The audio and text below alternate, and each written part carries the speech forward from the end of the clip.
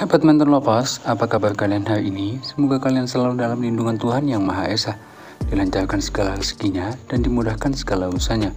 Sebelum kalian melanjutkan video ini, jangan lupa dukung terus channel ini dengan cara di like, di komen, dan subscribe, lalu nyalakan lonceng notifikasinya agar kalian tidak ketinggalan informasi-informasi menarik lainnya dari channel ini. Meredupnya prestasi tim putra Indonesia di dua ajang bergengsi Piala Thomas 2022 dan SEA Games 2021 membuat PBSI bisa memanggil dua pelatih ini untuk memulai sektor tunggal putra. Ya, tim bulu tangkis Indonesia kini tengah dilanda carut marut, terutama pada sektor tunggal putra dalam dua ajang bergengsi yang dilalui beberapa waktu belakangan. Tim bulu tangkis putra Indonesia baru saja dilanda kekalahan di ajang bergu putra paling bergengsi di dunia, Piala Thomas 2022, dari tim yang mulanya tak diunggulkan India. India sendiri mampu membuat tim bulu tangkis putra Indonesia kiok dalam 3 pertandingan, melalui 2 tunggal putra andalan yakni Laksasen dan Kidambi Srikat, serta ganda putra Satwik Sayawatrangkirti dan Chirag Shetty. Kegagalan seolah belum mau hilang dari sektor putra bulu tangkis Indonesia setelah pada ajang SEA Games 2021 gagal lolos ke final dalam 15 tahun belakangan. Kali ini giliran Thailand yang menurunkannya seluruh komposisi di Piala Thomas 2022 mampu membuat Indonesia bertekuk lutut dengan skor 3-2. Satu hal yang menjadi sorotan di Piala Thomas dan SEA Games adalah performa pemain tunggal putra yang jauh dari kata bagus. Anthony Sinisuka Ginting dan Jonathan Christie yang menjadi andalan di Piala Thomas 2022 mengalami naik turun performa saat bertanding.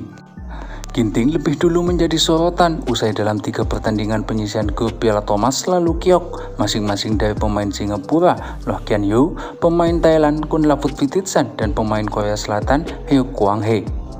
Sementara itu, Jonathan Christie yang turun sebagai tunggal kedua sempat memberikan harapan dengan tampil bagus di 3 laga penyisihan grup dan perempat final. 2 laga semifinal dan final, yaitu saat Jonathan Christie bertemu dengan Kenta Nishimoto dan Kidambi Srikat, justru menjadi bencana. Dodo yang dikenal merupakan peraih medali emas Asian Games 2018 Jakarta takluk 2 set dari kompatriotnya itu. Performa buruk juga ditunjukkan beberapa pemain seperti Ciko Aradwiwardoyo, Christian Adinata, dan Bobi Setiabudi yang takluk di SEA Games 2021. Legenda bulu tangkis Indonesia, Taufik Hidayat, juga sempat memberikan keluhan di media sosial soal kekurangan mental dan fisik pemain tunggal putra Indonesia. Selain itu, Taufik Hidayat pun mempertanyakan mengenai pelatih tunggal putra Indonesia yang dianggapnya tak mumpuni. Memiliki beberapa informasi yang beredar, ada beberapa pelatih tunggal putra mumpuni yang bisa diambil oleh PBSI untuk mengisi posisi lowong kepala pelatih tunggal putra yang ditinggal pelatih Hendry Saputra beberapa waktu lalu. Yang pertama tentu ada Mulyo Handoyo. Ya, sosok Mulyo Handoyo tentu bisa jadi nama terbaik yang dapat dipilih oleh PBSI untuk memulai sektor tunggal putra bulu tangkis Indonesia.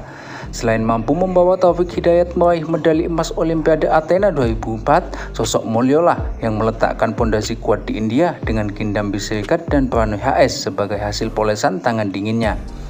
Dilansir dari laman Antara, Mulyo Handoyo menilai bahwa pebulu tangkis tunggal putra Indonesia memiliki performa yang tak stabil, kadang bisa bagus namun kadang bisa sebaliknya. Secara spesifik, pelatih yang mengantarkan Taufik Hidayat meraih medali emas Olimpiade Athena 2004 itu mencontohkan penampilan Jonathan Christie di Piala Thomas 2022. Namun entah mengapa PBSI enggan memperkerjakan lagi sampai sekarang. Sebagai informasi, setelah dari India, Mulyo Handoyo hijrah ke Singapura. Namun, dia tidak memperpanjang kontrak melatih di Asosiasi Bulu Tangkis Singapura atau SBA pada Februari 2022 lalu. Sementara yang kedua ada Muammar Gaddafi.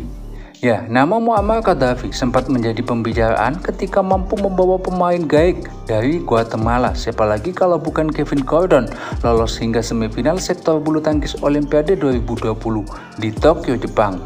Saat itu, Kevin Gordon yang bukan dari negara bulu tangkis mampu menyingkirkan beberapa jagoan seperti Mark Haljo dari Belanda dan Hyuk Kwang Hae dari Korea Selatan.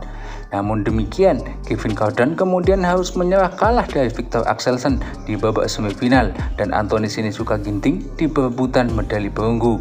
Dalam sebuah wawancara di YouTube Pipi Jarum, Muammar Gaddafi sempat menyatakan ingin melatih negara Asia sejak tak lagi terikat kontrak dengan Guatemala pada Agustus 2001 lalu.